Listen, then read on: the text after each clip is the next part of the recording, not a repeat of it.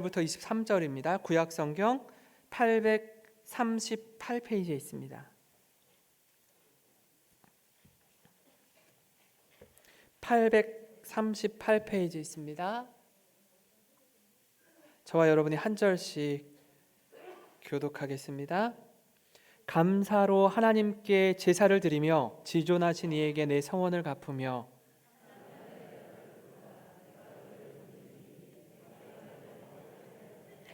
악인에게는 하나님이 이르시되 내가 어찌하여 내 율례를 전하며 내 언약을 내 입에 두느냐. 도둑을 본즉 그와 연합하고 간음하는 자들과 동료가 되며 앉아서 내 형제를 공박하며 내 어머니 아들을 비방하는도다.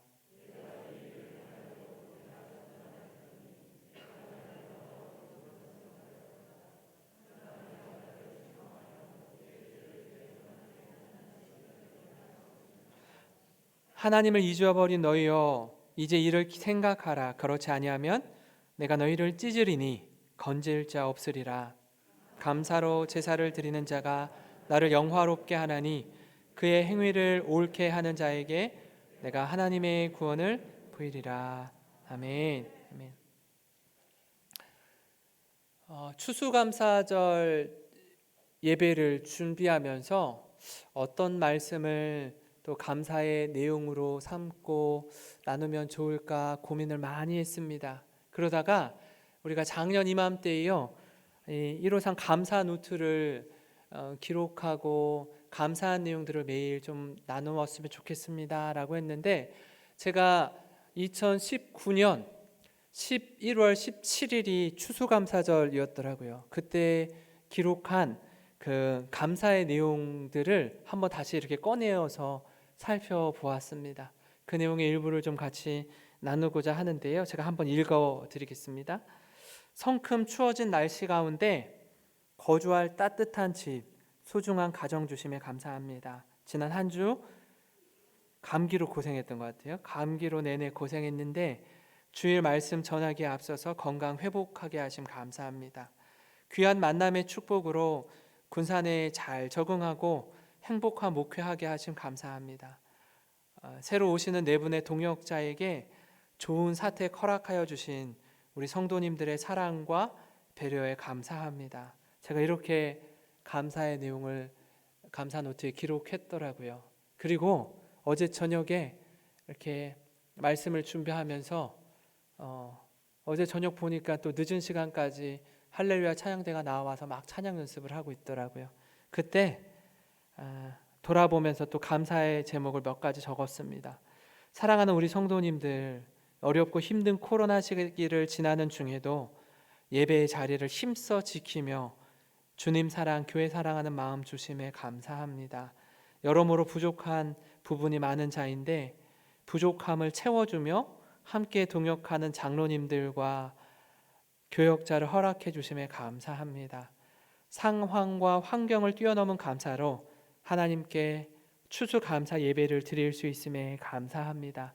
제가 이렇게 적으면서 우리 성도님들도 오늘 저녁에 집으로 돌아가셔서 한 8시쯤이면 좋을 것 같아요. 식사도 다 하고 가족들과 함께 식탁에 모여서 얘들아, 올 한 해를 돌아보면서 하나님께 감사한 거 있으면 한번 이렇게 좀 적어보자.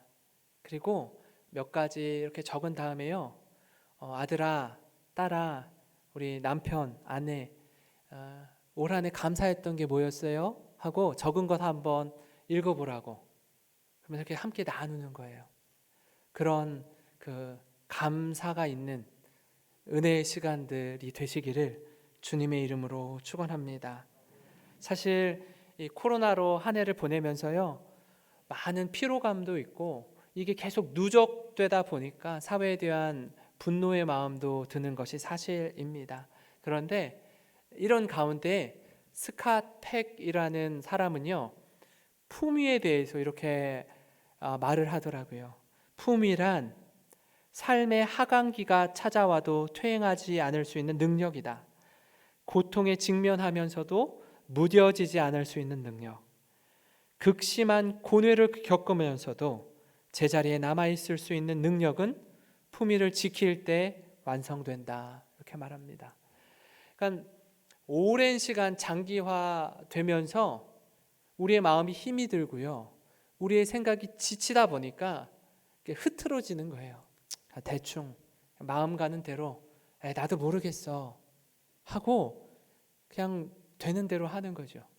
그런데 정말 품위를 지키는 건 그렇게 힘든 때에도요, 변함없이 내가 있어야 할 자리, 내가 드려야 할 예배, 내가 지켜야 할 것들을 우직하게 지키는 것, 그것이 품위라고 말하고 있습니다. 위기 속에 흔들리지 않고 인내하면서 도리어 이 위기를 기회로 삼으며 성장하는 저와 여러분이 되기를 바랍니다. 올 한 해를 돌아보면서요, 감사의 입술이 우리에게 넘치기 원하는데, 특별히 읽은 이 말씀 시편 50편을 기록한 아삽이라는 사람은요, 다윗 시대에 이스라엘 백성 전체를 대표하는 찬양대의 지휘자, 마이스트로였습니다. 하나님을 예배하고 찬송하는 지휘자였던 이 아삽이 시편 50편을 기록하면서 두 가지의 메시지를 전하는데, 한 가지는 뭐냐면요, 우리가 하나님께 어떤 것들을 드리고 섬기고 찬양할 때 하나님의 부족한 부분들이 채워지고 하나님이 영광 받으시는 것이 아니라, 하나님은 우리가 무엇을 드리거나 하나님을 높여드리거나 여부와 관계없이 홀로 하나님이실 뿐 아니라 모든 만물의 주인이 되시는 분입니다 라고 찬송하고 있고요. 또 하나는 우리가 입술로 하나님을 찬양하지만, 하나님을 예배한다라고 하지만, 삶으로 드리는 예배에 있어서 도둑과 마음을 함께하고 형제를 공격하고 부모를 온전히 섬기지 못하는 모습들에 대해서 아주 신랄하게 지적하고 있습니다. 그래서 진짜 예배가 무엇이고 우리가 어떤 부분에 있어서 하나님을 예배해야 되는지, 잘못된 부분들을요, 또 우리가 오해하고 있는 부분들을 교정해주고 바로잡아주는 말씀을 전하고 있습니다.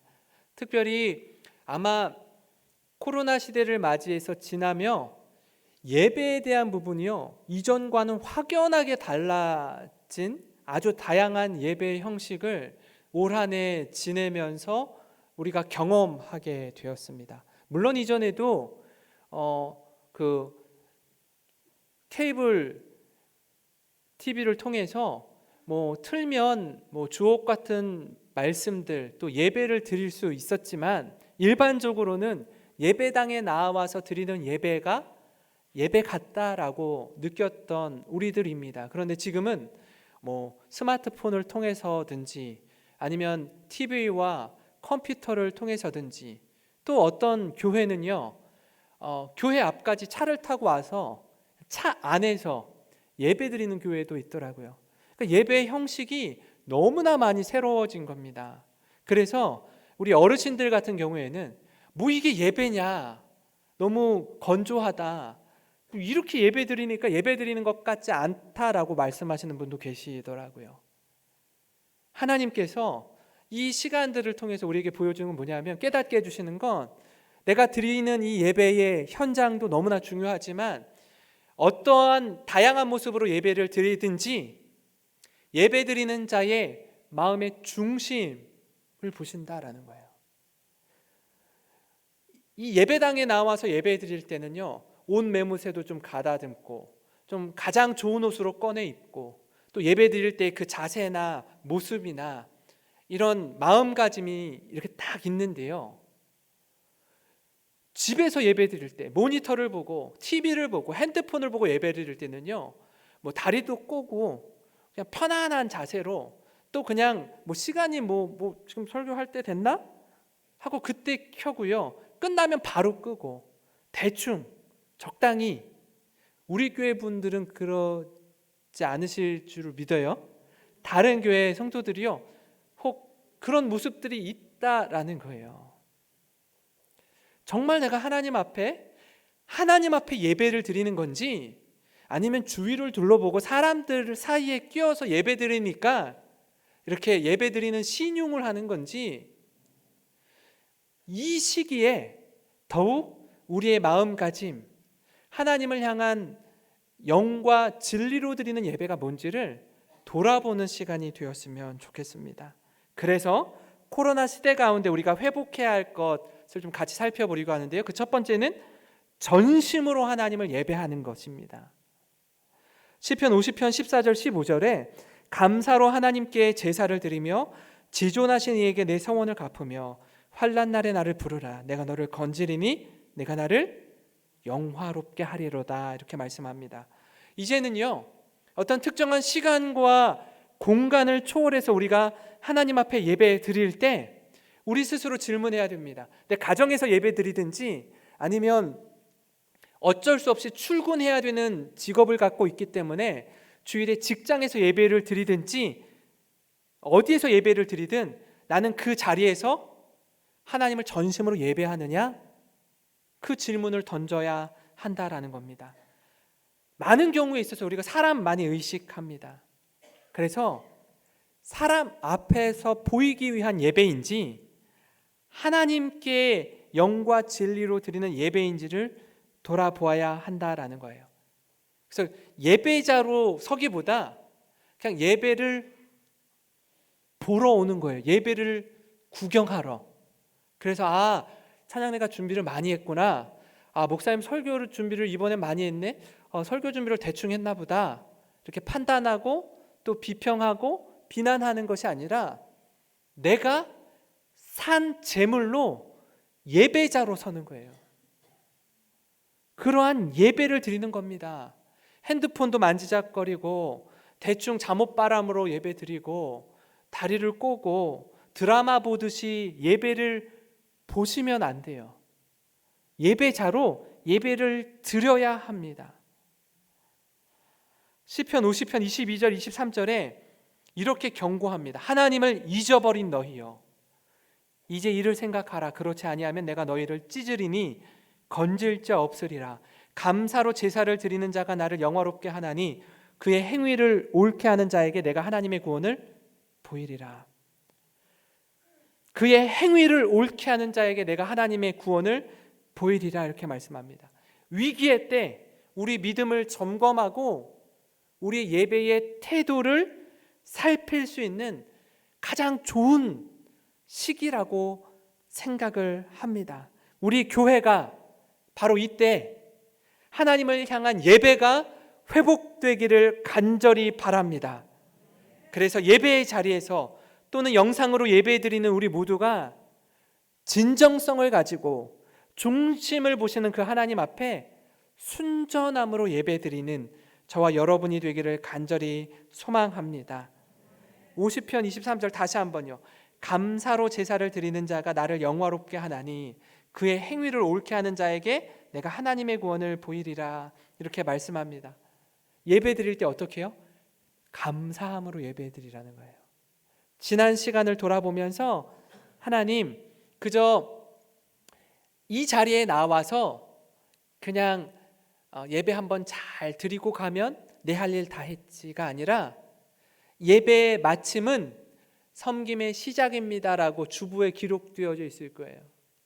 예배 마치면 내가 일주일 동안 드려야 될 예배 다 끝났구나, 이제 내 마음대로 살아도 되겠구나가 아니라 예배 드린 그 모습 그대로 가정에서, 직장에서, 사업장에서, 학교에서 예배자로 살아가는 것이 예배의 연장선에서 드려지는 예배인 줄 믿으시기 바랍니다. 그런가 하면 코로나 시대 가운데 우리가 회복해야 할 또 하나의 것은 뭐냐면 감사를 구체적으로 표현하는 것입니다. 우리의 관심사만 하나님께 아뢰고요, 하나님의 뜻, 하나님의 마음을 우리가 놓쳐버린 채 하나님과 거리두기 하면서 지내는 경우가 혹 있는 것 같습니다. 아삽은 그걸 우리에게 정확하게 말씀하고 있는데요. 8절부터 10절까지의 말씀입니다. 나는 내 재물 때문에 너를 책망하지 아니하리니 내 번제가 항상 내 앞에 있음이로다. 내가 너의 집에서 숫소나 내 우리에서 숫염소를 가져가지 아니하리니 이는 삼림의 짐승들과 뭇 산의 가축이 다 내 것이며 산의 모든 새들도 다 내가 아는 것이며 들의 짐승도 내 것이미로다. 하나님이 이렇게 말씀하셔요. 얘야, 네가 가지고 있는 거 있잖아. 그 중에 있는 것 중에 일부를 나에게 가져올 때 아까우면 또 막 이렇게 마음이 막 이렇게 흔들리면 안 가져와도 돼. 괜찮아. 다 내 건데 모든 것을 내가 짓고 만들었는데 그걸 네가 나에게 가지고 온다라고 해서 내가 부요해지거나 나의 부족한 부분이 채워지고 네가 가지고 오지 않는다라고 해서 내가 가난하고 어렵고 궁핍하지 않는단다. 나는 너의 마음을 원해. 그 마음이 없는 재물은 안 가지고 와도 돼. 하나님이요, 우리를 보실 때 이 중심을 보신다라는 거예요. 근데 우리는 벌벌벌벌 떨죠. 저는 안 그럴까요? 저도 똑같아요. 인간인데요. 하나님께 예물을 드릴 때 얼마를 드려야 되지? 얼마큼을 내야 되지? 하나님 앞에 기쁨이 없는 예물은요, 내가 많이 드려도요, 인색함으로나 억지로 드리는 것 같으면요, 그렇게 하지 않으셔도 돼요. 오늘 하나님이 이 부분을 아삽의 입술을 통해서 말씀하고 있습니다. 우리의 연약한 마음을 정확하게 알고 있는 것처럼 말씀하세요. 묵상하면서 어떻게 이렇게 말씀을 기록하지? 우리의 속을 다 꿰뚫어 보는 것처럼 말씀하고 있어서 참 부끄럽더라고요. 그래서 혹 어떤 분은요, 여유가 있어요. 그래서 어느 정도 이렇게 드리는 게 어렵지 않아요. 그래서 드림에 있어서 자신이 있는 거예요. 근데 어떤 분은요, 너무너무 어렵고 궁핍해요. 그래서 남들이 볼 땐 적은 거일지 모르겠어요. 근데 나는 힘을 다해서 드리는 거예요. 그러면서도 부끄러운 거예요. 왜요? 자꾸 사람을 의식하니까. 하나님 앞에서의 중심, 하나님은요, 우리에게 말씀하십니다. 얘야, 다른 것보다 네 마음을 나에게 다오. 네 마음을 다오.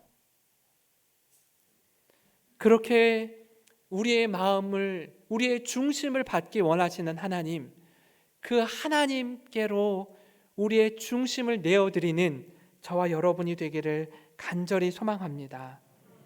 시편 50편 14절 15절입니다. 감사로 하나님께 제사를 드리며 지존하신 이에게 내 성원을 갚으며 환난 날에 나를 부르라. 내가 너를 건지리니 내가 나를 영화롭게 하리로다.